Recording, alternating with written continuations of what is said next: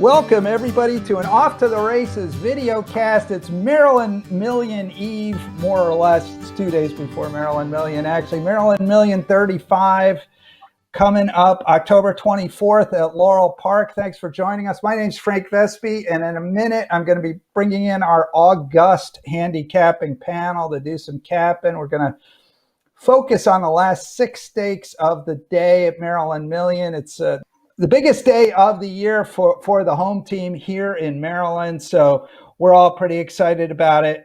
In a moment, I'm going to be bringing in John Piazzik, our Maryland handicapper on the racingbiz.com, Gary Quill, our erstwhile Maryland handicapper on the racingbiz.com, and Nick Hahn, host of Off to the Races Radio, and also the author of the eponymous Nick's Picks tip sheet for Colonial Downs. Before we get going, a couple of quick notes here. One is on eligibility. Maryland Million Day is for Maryland sired horses. You're going to see some races, and we'll talk about that. You're going to see some races where there are horses that are Maryland breds that are also eligible. They only draw in, and they draw in only one at a time if a Maryland sired horse comes out and the number of horses in the race goes below 8. So a few Maryland breds are going to be hoping for that. The only race that has opened up to Maryland breds is the Classic, which is the race we're going to start with. And that's the other note. We're going to start from the back and work toward the Maryland Million Classic. 108th on the main track. That is the feature of the day. And man, what a good field we have brought together here. It's got 7 horses, but that includes Grade 3 winner Harper's First Ride, Cordmaker, who has been third in the Pimlico Special the last 2 years in a row, and also Top Line Growth, recently second in the Grade 3 Salvatore Mile. And a horse that I actually like a little bit, but gets no love from our handicappers. That's Monday Morning QB. Hey, John, let's start with you. What's your take here on the Maryland Million Classic? Well, I think it's largely a 2-horse race between Harper's First Ride and Top Line Growth. And I find the two very, very difficult to separate. Both very classy horses. They both love Laurel Park. They have pretty similar running styles, and they're coming in here in more or less top form. Harper's First Ride, actually, after he won the Pimlico Special, I was kind of hoping they would take a shot with him in the Classic, but they have decided to stay here.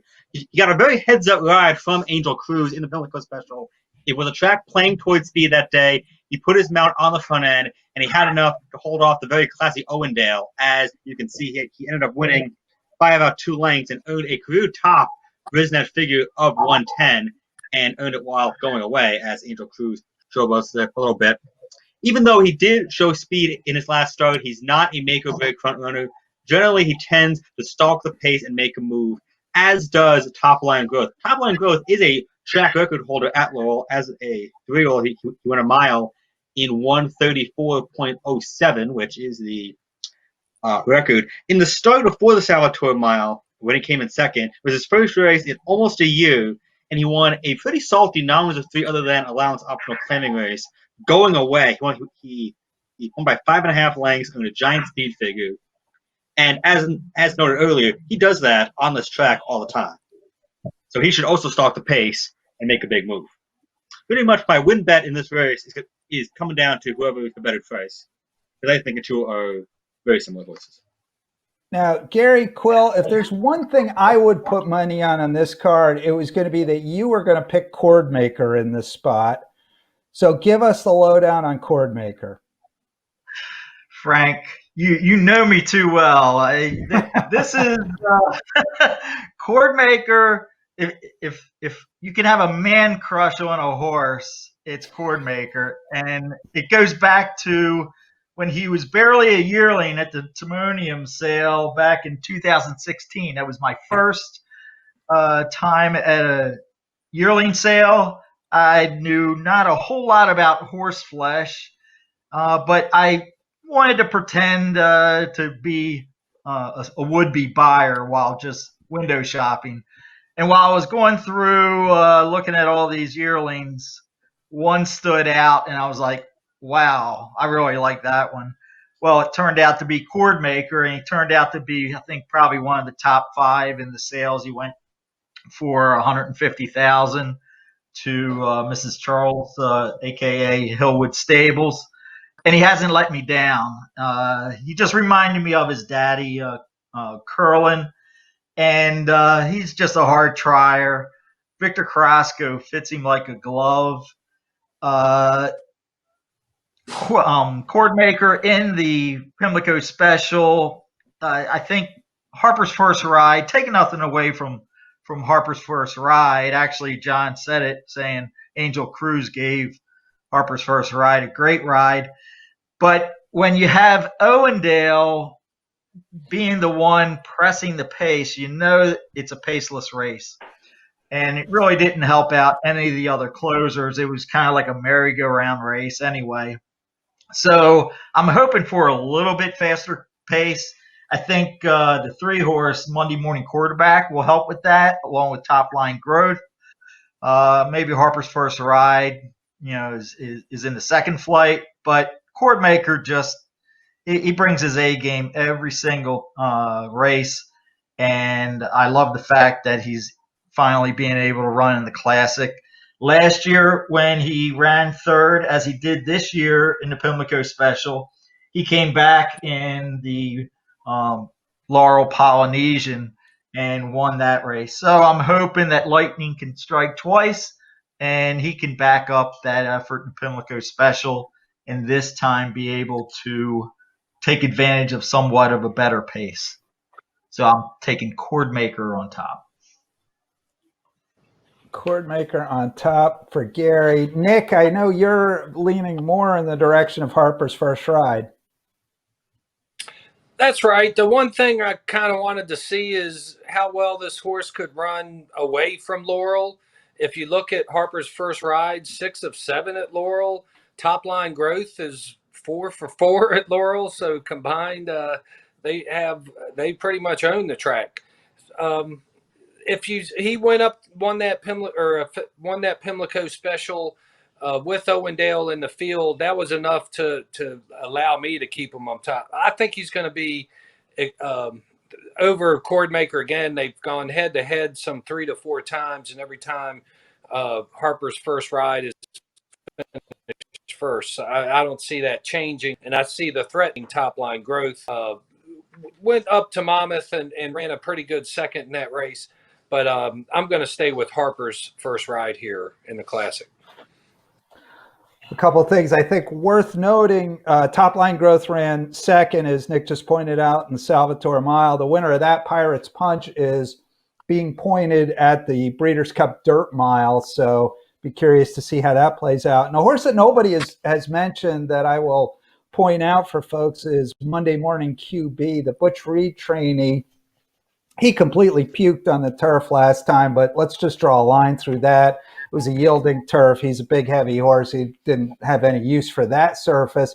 Race before that, he ran second in the Federico Tessio Stakes at Laurel. And while that's usually not particularly a recipe for anything other than to come back and run up the track in the Preakness, this year, the winner of that race, Happy Saver, came back to win the Grade 1 Jockey Club Gold Cup. So that certainly flatters Monday Morning QB's effort in the Tessio when he was dead game in his first race in months. So I think there's a lot of reason to think he can move forward. He will need to, but if he does, I think he's right there in this spot. So something else to think of, possible value in that race. But most of the love here, Harper's First Ride and Cordmaker. Let's turn back one race to the 10th. That's the Maryland Million Sprint. $100,000, 6 furlongs. There are 10 horses in the main body of this race, 5 more on the AE. That includes the 8-5 favorite if he draws in, which he probably does not, Eastern Bay. Also includes the defending champ, Taco Supreme. He won this last year. The favorite now, I think, is the horse who won this race 2 years ago. That's Lewisfield. He's 7-2 on the morning line. And Gary, why don't you lead us off here? Well, Frank, based on your intro with who won't get in and who will probably go off as the bet, was a betting man, I'd say that number 3, One Aren't More you? Great Time, will be the post-time choice. One More Great Time. The interesting thing that I always laugh about is sprints. When you think sprints, you think of speed and early speed. And here's a race where we're going to have 10 competitors, and for the most part, it's void of early speed. One More Great Time definitely has the speed. So I think, and the other two that could possibly contend for the lead at the first pole is the number 4 horse, Brilliant Chase, coming down from Parks after a few races in PA breds, and number 8, Karen's Notion, also a speedy sort, which if this 3-year-old Greg Gelding gets headed, I think he'll fold up and back up like a city dump truck. But I think the class of the field is One More Great Time.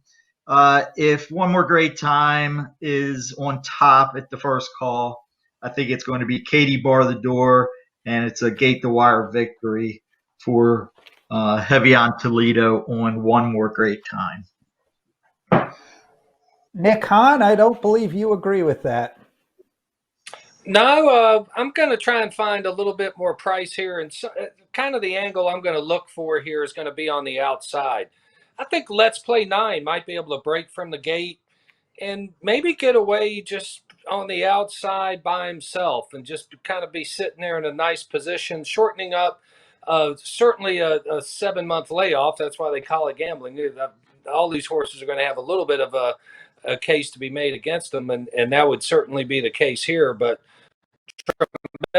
his experience, he has, and I saw him, the trainer, it was sort of his knack on the sprints where he did the best.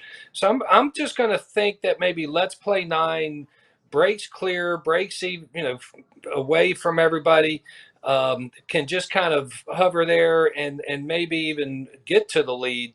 And I think he'll be in a position where he'll have a chance and carry a lot of price. This is also a race where I think you do want to spread out a little bit when you're playing the exotics. And I would add Gary's pick here. One More Great Time is another one to possibly play here, along with the who did I have here? The 6, which Hall Pass. I think that's a horse that'll give you a little bit of price too. What about you, John? What do you think about the Maryland Million Sprint? But no one has mentioned any horses, or everyone has mentioned horses that I picked on top. I will note one interesting angle is Trevor McCarthy was named on both Brilliant Chase and Let's Play 9 when the entries came out yesterday. And when the morning line odds came out today, Trevor made his pick, and he did pick Let's Play 9. He is coming off that long layoff. He hasn't raced since March, but he did have a pretty gutsy race in his last start. We're going on the bench, won by a nose against Easy River, who's a pretty useful sprinter, and had 2 very impressive open-length wins to begin his career.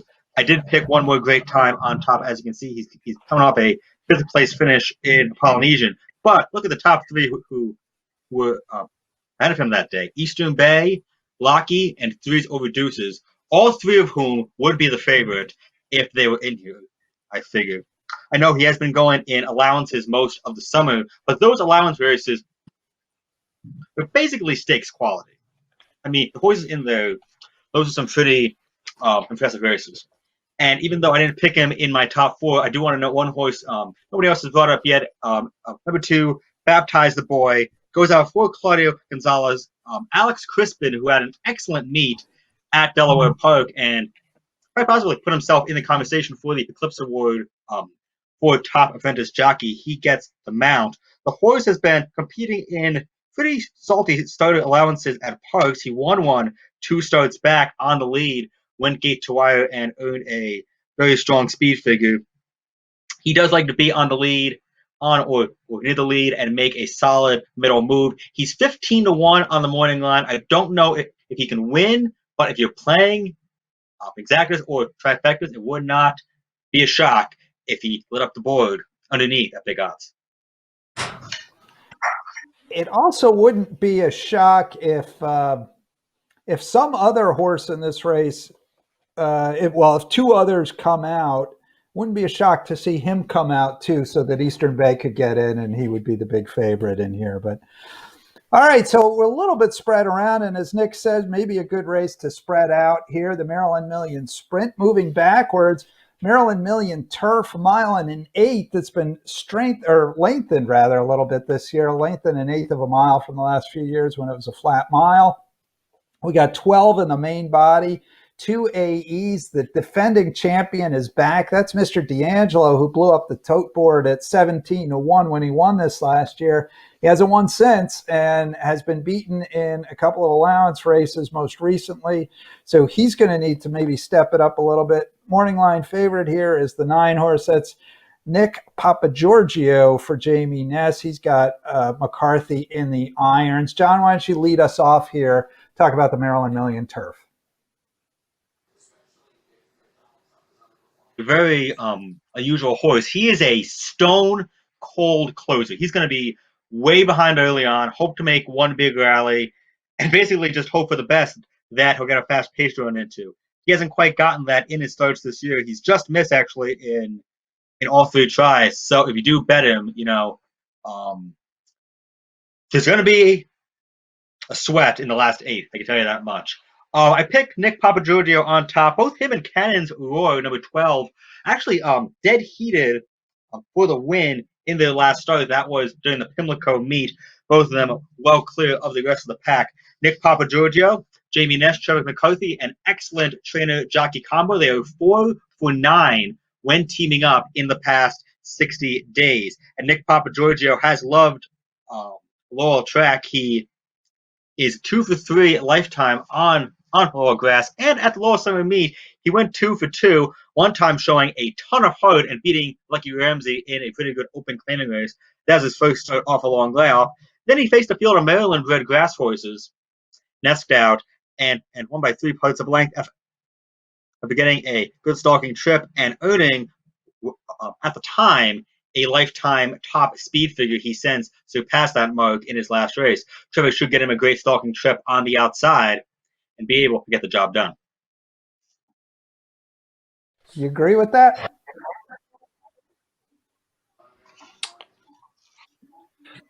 I think that's to me, but yeah, I generally do. I like Cannon's Roar here.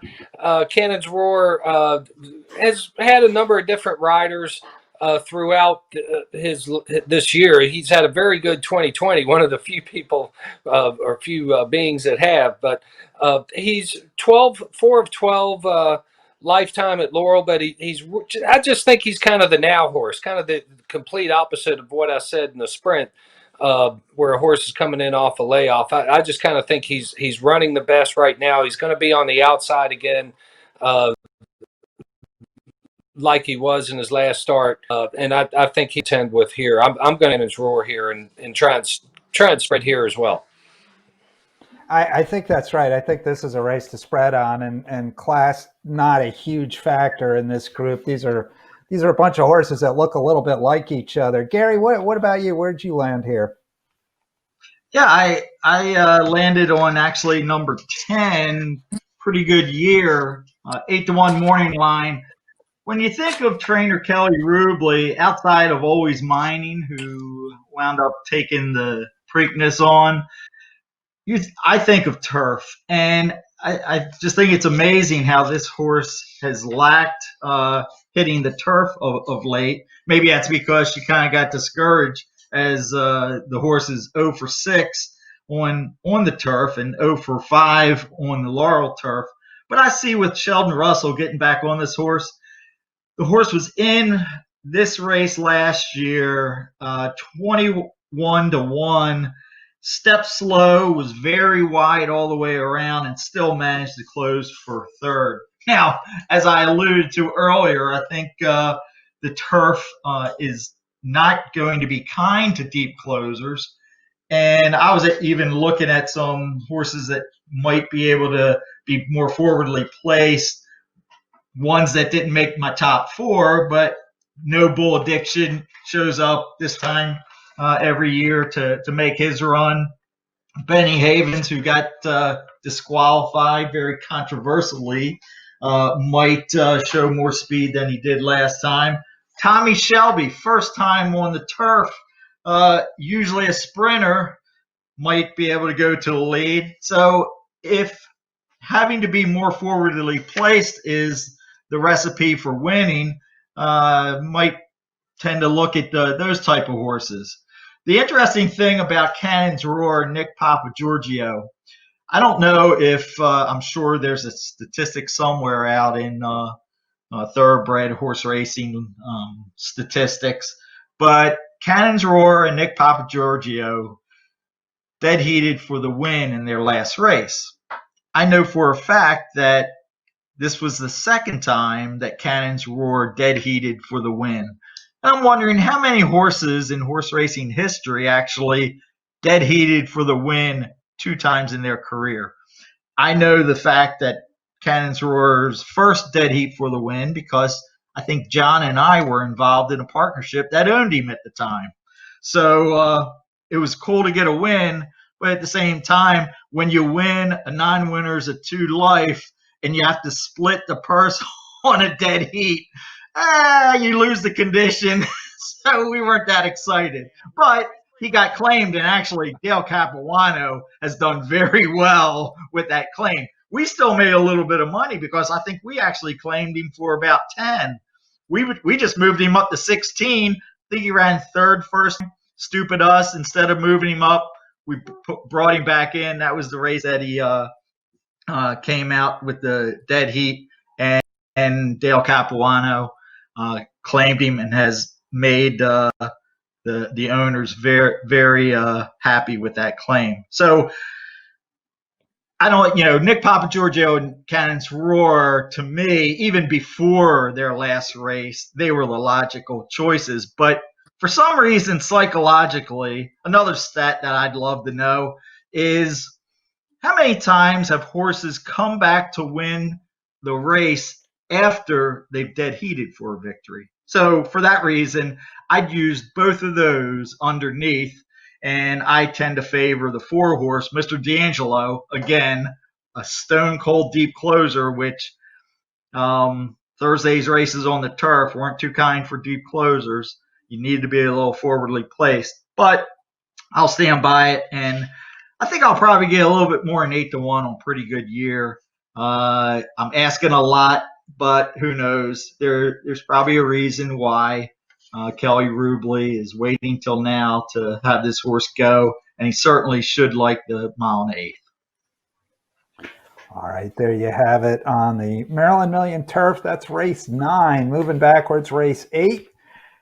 That's the Maryland Million Distaff, 7/8 of a mile for the fillies and mares, 3 and up, $100,000 purse. And this race has our strongest favorite of any horse drawn into the main body of a race. That's Hello Beautiful. She won the Lassie a year ago, won that for fun, and has been a little bit in and out form-wise this year, but she's been keeping much better company than these, and she is even money. And Gary, why don't we keep you talking here? Why don't you tell us about your thoughts on the Maryland Million Distaff? There's a ton of speed in this race, which you would think would set up for somebody coming up a little bit off the pace. But Hello Beautiful, she's the speed of the speed, obviously in a grade 2. Held her own, at least for the most part, to Frank's Rocket, who's going to show up at Keeneland on Breeders' Cup Day. So there's no shame in backing up to that one. Not sure what happened at Ellis Park, but the missing ingredient in both of those were that the trainer's husband was not guiding Hello Beautiful as he had done in her previous 8 races. So I think Sheldon actually has options. If you look back at her debut race, 4.5 furlongs at Pimlico, didn't get away all that well, and wound up chasing down some runners. So she can pass horses if need be, but I think just her class, she'll discourage the other sprinters early on, and she might be able to pull away. The one horse that I think has a payback due to her based on last year's issues that happened at the gate when she was in the distaff and she was declared a non-starter is number 3, Limited View. The race line, I never understood why they even put in a race line when a horse is declared a non-starter, because it certainly doesn't indicate an honest effort when the horse was tangled up in the gate and declared a non-starter, and her running line showed it as she was totally outrun. She's a Jekyll and Hyde horse. Ever since she was a 2-year-old and doing really well, John Saltzman Jr.'s had his hands full with her. She's a head case. I remember I was up at Saratoga opening weekend. He was going to have her run up there, and she just had a meltdown in the paddock and had to be scratched. Hopefully, with maturity, she's gotten better. It's encouraging that she came off of that short layoff and wound up beating a decent horse who's also in this race, Gifted Heart. She's going to have to step up that effort. But you know what? If there's any karma, Limited View is going to be in the top 3. Interesting factoid about this race. Limited View won the Maryland Million Lassie for 2-year-old fillies in 2018. Hello Beautiful won that same race in 2019. The defending champion in this race, who's Anna's Bandit, is not here this year. She developed a foot abscess earlier in the summer. She is going to come back and race next year, Jerry Robb tells us, but in the meantime, she's not here. So that changes the complexion of this race quite a bit, because Anna's Bandit might be looking pretty good in this spot as the horse who could sit off horses and then run past the speed later, but she's not here, so she won't be doing that. Nick, what do you think about this race? I'm going to think a little bit more than Gary did about Limited View. And Gary, if you need like a horse picture or something, just reach back there and open the cabinet. Maybe that winner circle picture is in there somewhere. But Limited View, seems to like this distance. If there's any rain, if there's any deterioration of the racing surface, I certainly would move her down. I think Hello Beautiful is certainly the worthy favorite in this race. I'm just going to try and find a way of beating them. And all the exotics, I'm just going to put these two together and just hope that Hello Beautiful maybe gets out finished here. And I just kind of like Limited View. Might be Rui just ride this horse a little bit better than other jocks, and I think it has an opportunity to pull off a moderate upset here. John, do you agree with that? Well, first of all, but Hello Beautiful, I know Gary had said he wasn't sure what happened. In the Audubon Oaks at Ellis, she had an awful beginning. I totally bumped around at the start. Le Peru, not being the world's most aggressive jockey, didn't put it on the lead and didn't do much after that. So hopefully she'll very cleanly here. In the Maryland Million Distaff, I didn't look at Limited View that much, although I would consider her a contender. I picked the weekend on top off of those 2 big wins at Delaware. But if the speed does fall apart, there are 2 closers in here I find interesting. Quiet Imagination, number 8, who was the choice of Trevor over the weekend, has been racing pretty well between here and Delaware Park this season, but hasn't quite gotten the right pace to run into. 2 starts back, actually closed against Coconut Cake and lost by only half a length. Last time out at Delaware in tax-free shopping distaff, just got outkicked. Lost a photo. Price should be right. Coconut Cake is almost like a poor man's Hello Beautiful. 3-year-old filly sprinter, lightly raced, but has won 3 in a row, and that looked pretty good doing it. Has had good stalking trips, battled on in the stretch both times, and got up to win. She will have to take a few points. Will have to move a few points forward as far as speed figures go. But again, another horse who could get a good trip stalking the speed. All right, that's Coconut Cake, winner of 3 straight for Tim Keefe. And that is the Maryland Million Distaff heading backwards, another race. Maryland Million Nursery, that's for 2-year-olds. We got a bumper crop in here. We got 13 in the main body. We got 3 on the AE. We got a horse with one of my favorite names, Ain't De Beer Cold, for Kenny Cox. We've got a filly in here in the form of Moochie for trainer Jerry Robb. And we got just all kind of stuff going on here and a lot of ways to go here in the Maryland Million Nursery. I think the favorite in here is Sky's Not Falling for Mike Trombetta, Seville gelding, who has been stakes placed 4 times already as a 2-year-old.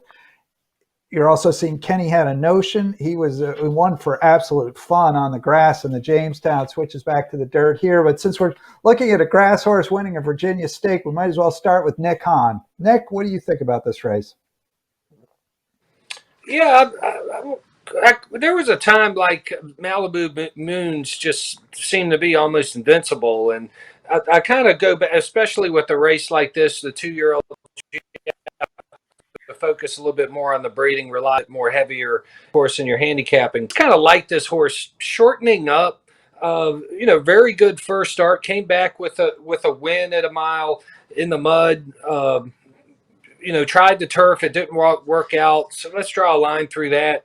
And I think there's an opportunity here for the 12. With 2-year-olds here. I agree with Sky's Not Falling here with Larry Johnson as well. Like that Galileo breeding as well. They're going to bring this horse off the turf, and off the synthetics to race here. So I like this opportunity as well, and also went with the horse you mentioned, the Virginia bred there, the Althea Richards horse. Kenny Had a Notion is a horse I picked up on as well. So certainly you like to spread as many of them as you can, but I'm going to go with the 12 here. Yeah, in a 13 horse field of 2-year-olds, that's generally a good spot to spread. Gary, where'd you land here in the Maryland Million Nursery? I wind up going with the filly, Moochie, number 6.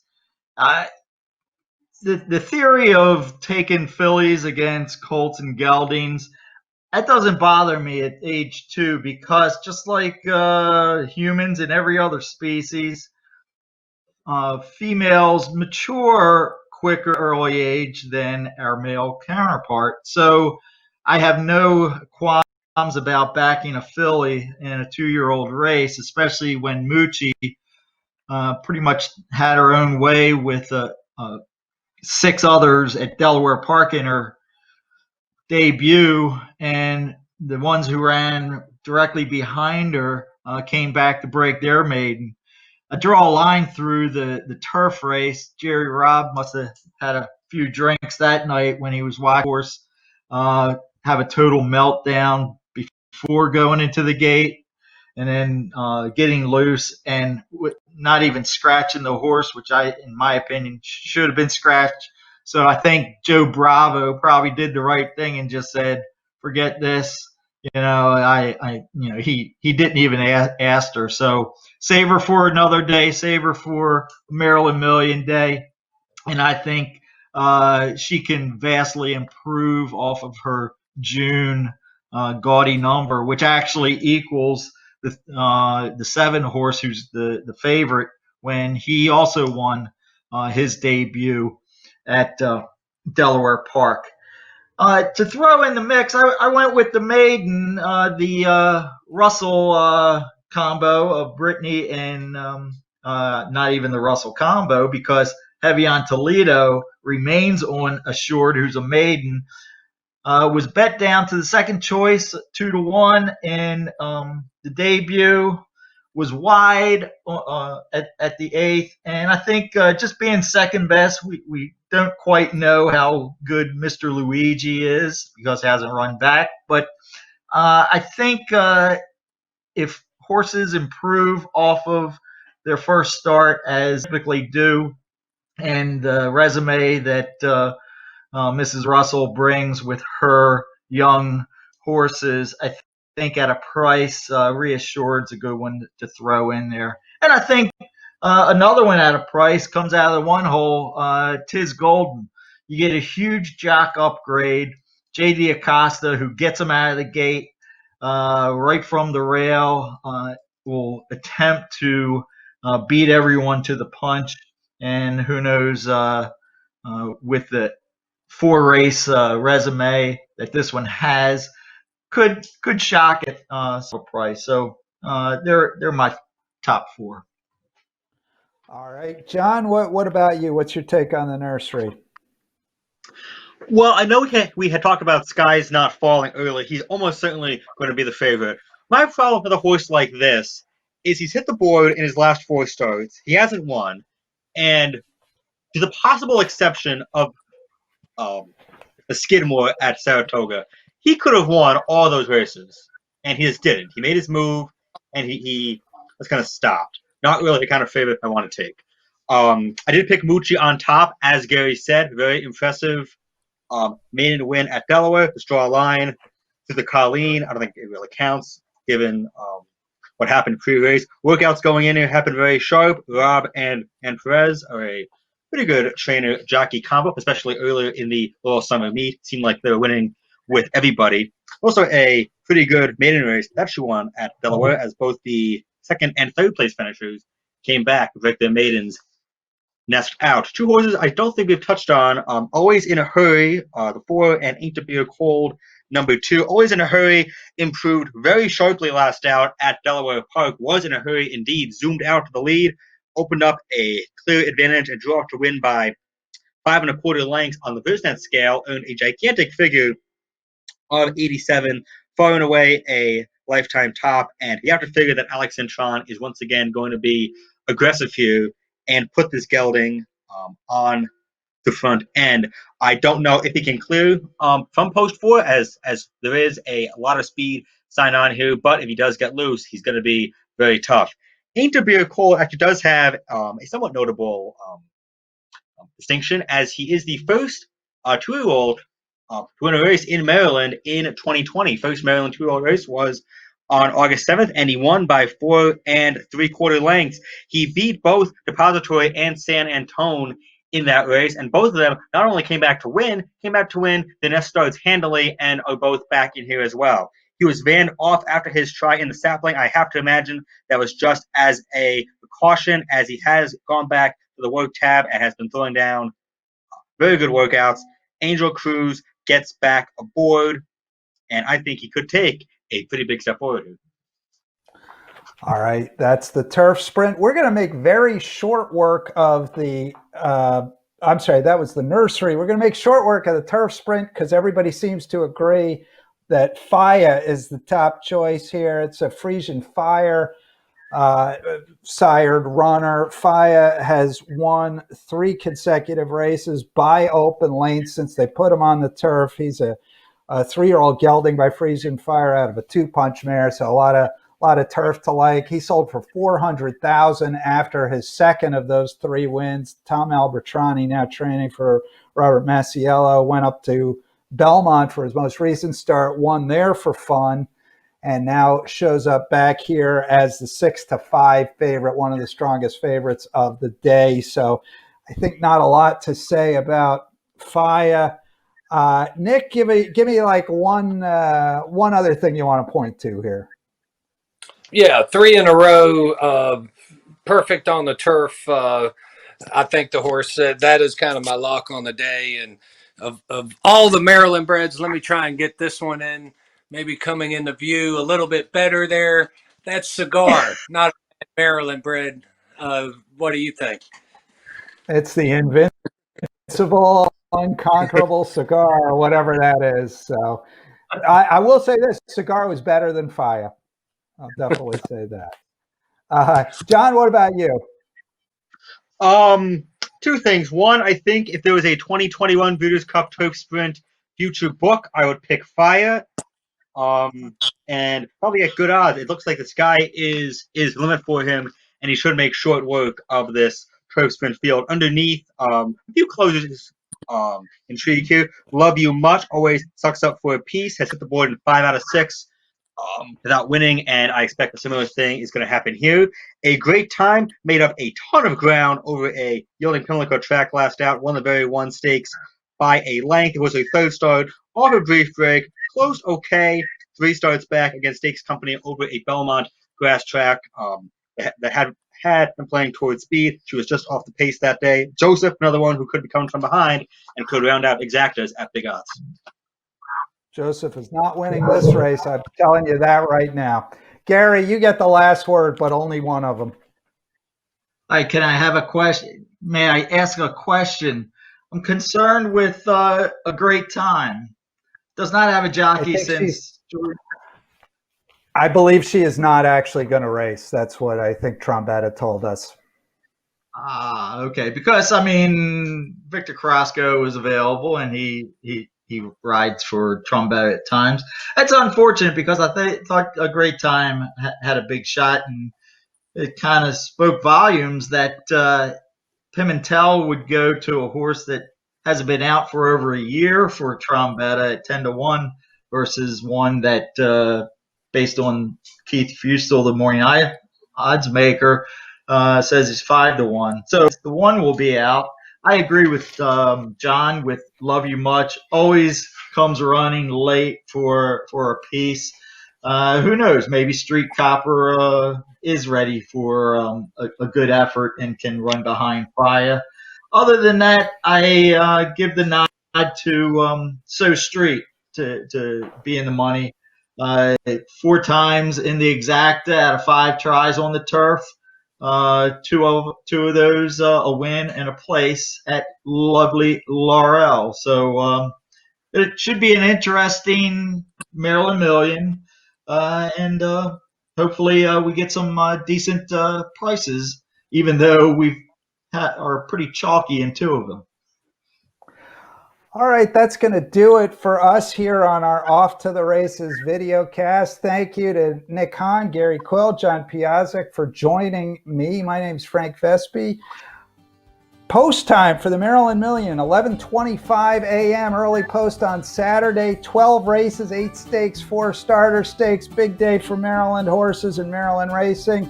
And Gary's got a flag horse. Good luck, everybody. Have a great Maryland Million, and we'll catch you next time.